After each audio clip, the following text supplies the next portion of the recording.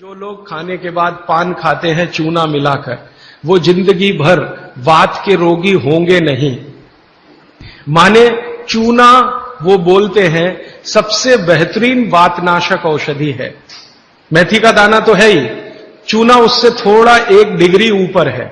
मेथी दाने से चूना सबसे अच्छी वातनाशक औषधि है।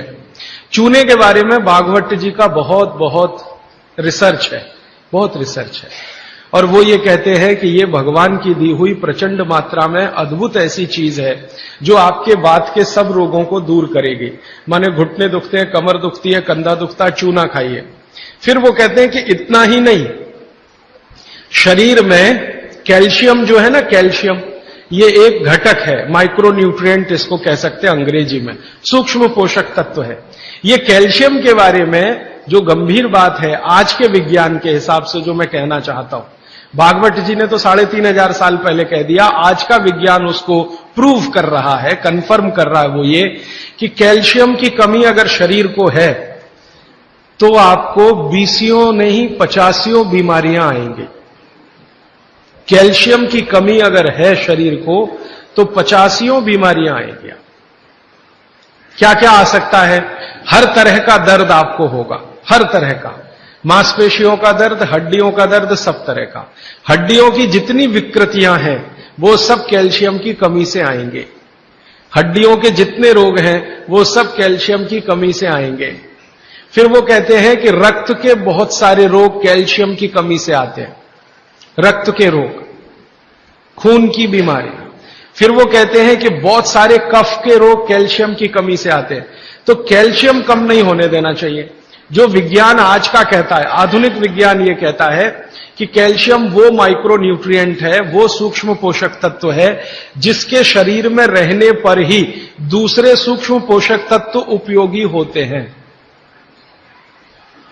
ये 12-15 साल का रिसर्च है, एक वाक्य में मैंने खत्म कर दिया।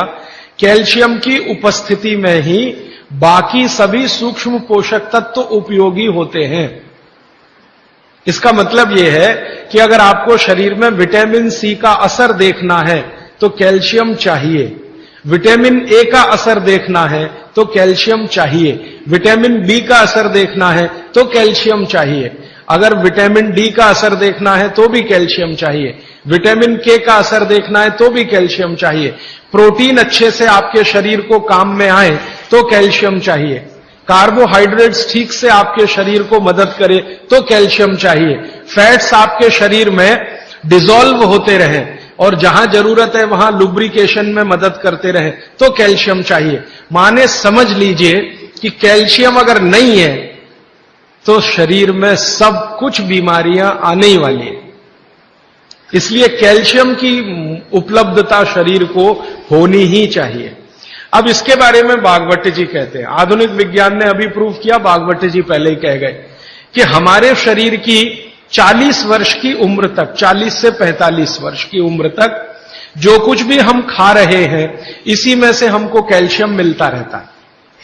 सबसे ज्यादा कैल्शियम आप जानते हैं दूध में है, दूध, फिर दूध के बाद दही, दही के बाद मट्ठा, मट्ठे के बाद मक्खन, मक्खन के बाद घी, इन सब में भरपूर कैल्शियम है। फिर आपने खाया संतरा, मौसम्मी, नारंगी, अंगूर, द्राक्ष, जो भी खट्टे फल, आम वगैरह वगैरह, सब में कैल्शियम भरपूर मात्रा में है। फिर सबसे ज्यादा कैल्शियम फलों में माना जाता केले में है। केला भरपूर खाना चाहिए क्योंकि कैल्शियम का सबसे बड़ा भंडार है और आसानी से हजम होता है। तो ऐसे जो फल हैं इनका जो कैल्शियम है ये 40-45 साल तक हमें आसानी से मिलता रहता है, क्योंकि शरीर की जो बायोकेमिस्ट्री है 40-45 साल तक एकदम दुरुस्त और तंदुरुस्त रहती है। जठर अग्नि भी तीव्र रहती है, बाकी सब फंक्शन ठीक है। लेकिन जैसे ही 45 की उम्र खत्म होती है, माताओं को यह बात विशेष रूप से कह रहा हूं, बहनों को, माताओं को, जैसे ही आपकी 45 की उम्र पूरी होती है और आपका मेंसेस साइकिल बंद होता है, मासिक धर्म आपका बंद होता है, उसी समय आपको कैल्शियम हजम होना कम होना शुरू होता है। आप कितना भी ये सब चीजें खाएं, केला भी खाएं, ये भी खाएं, लेकिन कैल्शियम उतना पूर्ति नहीं करता, क्योंकि कैल्शियम को शरीर में डाइजेस्ट कराने वाला जो हार्मोन है वो तभी तक आपको है जब तक आपकी मासिक चक्र की शुरुआत है। मासिक चक्र बंद होते ही ये हार्मोन कम होता है। आप जानते हैं कई हार्मोन्स कम हो जाते हैं, तो कैल्शियम डाइजेस्ट होना बहुत मुश्किल होता है। तब आपको जरूरत पड़ती है कि बाहर से कैल्शियम लें।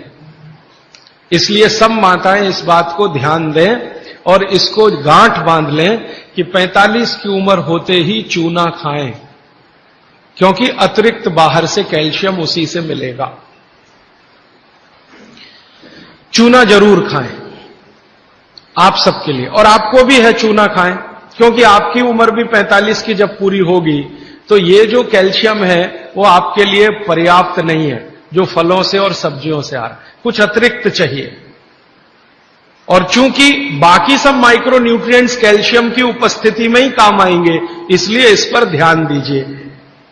तो शायद इसलिए इस देश में एक परंपरा विकसित हुई है पान खाने की। ये पान खाने की परंपरा बहुत वैज्ञानिक है, बहुत ही वैज्ञानिक। जिसने भी शुरू की वो बागभट्ट का पक्का चेला रहा होगा, बहुत समझकर उसने ये शुरू की। और ये अद्भुत है। अद्भुत मैं इसलिए कह रहा हूं कि भारत की सब जातियों में उत्तर से दक्षिण, पूरब से पश्चिम ये परंपरा है। कहीं भी चले जाओ, आप सिक्किम में चले जाओ, अरुणाचल में चले जाओ, वो भी पान खाते हैं। और आप धुर दक्षिण में आ जाओ तो यहां भी है, उत्तर में चले जाओ, कहीं भी चले जाओ। तो ये पान खाना भारतीय सभ्यता का एक बहुत महत्वपूर्ण अंग है जो स्वास्थ्य से जुड़ा हुआ है। बस ध्यान इतना ही रखिए कि पान जो है चूने का ही खाना है। पान जो है चूने का ही खाना है। पान कभी भी कत्थे वाला ना खाएं, क्योंकि कत्था आपके लिए उतना उपयोगी नहीं है। कत्था स्वाद के लिए आप उपयोग करते हैं, चूना औषधि के लिए उपयोग करते हैं। ये बात मैं एक बार पहले भी कह चुका हूं, आज फिर से इसलिए कह रहा हूं कि कुछ नए चेहरे मैं देख रहा हूं।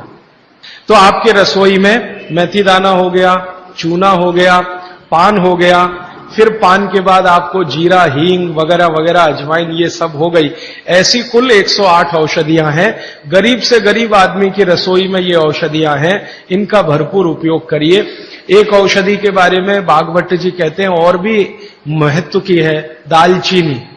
दालचीनी के बारे में बागभट्ट जी कह रहे हैं कि वायु के जितने भी प्रकोप हैं, जैसे दमा, अस्थमा, ये वायु की बीमारियां, अस्थमा, दमा, वात की बीमारियां वायु की, तो इनको खत्म करने में या समाप्त करने में या इन बीमारियों को ठीक करने में बड़ी मदद करता है दालचीनी। और दालचीनी के बारे में बागभट्ट जी कहते हैं कि ये दमा, अस्थमा, इनको तो खत्म करेगा ही, वात के सब रोगों को खत्म करेगा, कफ के रोगों को भी खत्म करता है। कफ के रोग आप समझते हैं, खांसी है, सर्दी है, जुकाम है, मोटापा है, वजन बढ़ना, ये सब कफ के रोग हैं। तो इनमें भी दमा जैसी बीमारियों जितना असर है दमा पे, उतना ही इस पर भी है, कफ की। तो दालचीनी का भी उपयोग आप कर सकते हैं आपकी बीमारी के हिसाब से। दालचीनी आप सब जानते हैं, आसानी से आपको पहचान में भी आती है। बस उसका उपयोग करते समय ध्यान रखें कि ये ज्यादा उपयोगी है पाउडर के रूप में। कई बार मैंने देखा है भोजन बनाते समय हम दालचीनी का पत्ता डाल देते हैं या उसकी वो जो छाल जैसी है वो डाल, वो उतना उपयोग नहीं आता जितना पाउडर करके वो उपयोग में आता है। और दालचीनी के बारे में बागभट्ट जी कहते हैं कि इसको अगर उपयोग कर रहे हैं तो आप गुड़ के साथ इसको खूब घिसिए, रगड़िए, ऐसे ऐसे ऐसे ऐसे खूब अच्छे से गुड़ मिले, फिर खाइए, फिर पीछे से थोड़ा गर्म पानी पीजिए, अद्भुत परिणाम। और अगर आप शहद ले सकते हैं तो शहद के साथ तो इसका मर्दन एक शब्द उन्होंने इस्तेमाल किया, मर्दन माने घिसना, रगड़ना। तो वो कहते हैं कि खूब रगड़ करके, मर्दन करके शहद में ऐसे ऐसे ऐसे ऐसे 5-7 मिनट, फिर चाटिए और थोड़ा हल्का गुनगुना पानी पीजिए, तो आपके शरीर के कम से कम तो 50 रोग ये अकेला दालचीनी खत्म कर देगा, कम से कम 50। कफ के रोग और वात के रोग। तो ऐसी बहुत सारी चीजें अपने रसोई में है।